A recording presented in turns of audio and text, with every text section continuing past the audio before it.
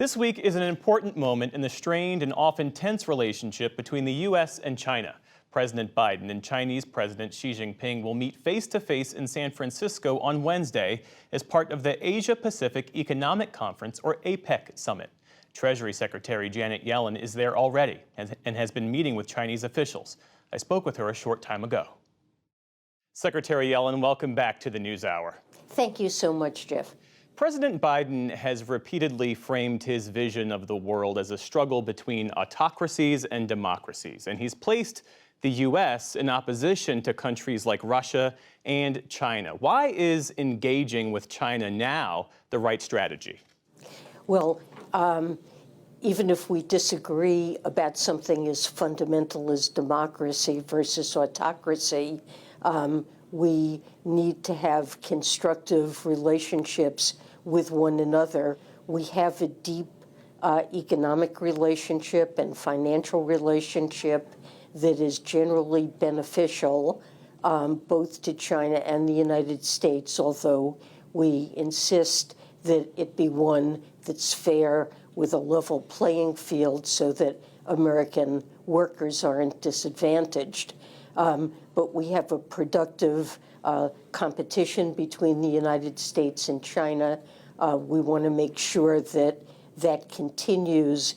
At the same time, we intend to protect our national security, and it's important for China to understand that we're doing that, that it's really non-negotiable, but that we try to do it in ways that are targeted, narrow, and not designed to harm the Chinese people broadly or to inhibit their growth. So there are many areas in which we can and should cooperate, and the meeting I'm sure will address all of these points. And there are those who say that the U.S. should actually sever economic ties with China or decouple our economy from China's. What do you make of that approach? I think it would be disastrous for both the United States and China and for the global economy more broadly. I do not think that we should try to decouple. I think that would be dangerous and counterproductive.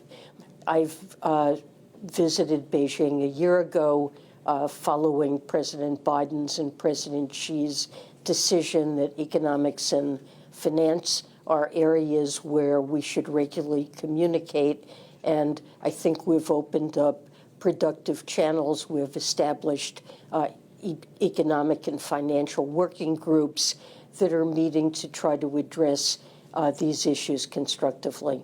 The Commerce Secretary, Gina Raimondo, has said that U.S. firms have complained to her that China is, in their view, uninvestable, pointing to fines and raids and other actions that have made it too risky to do business there. How do you see it? Well, I think China has taken actions against U.S. firms that seem arbitrary and retaliatory, and it certainly is a concern that I, too, have heard from American businesses. At this point, I think China is concerned about this potential exodus of American firms and really seeks to stabilize the relationship and to make sure that it continues to be a welcoming environment for American and other foreign firms in China. And so an objective of our meeting certainly is to try to address these issues that are of concern to American businesses legitimately.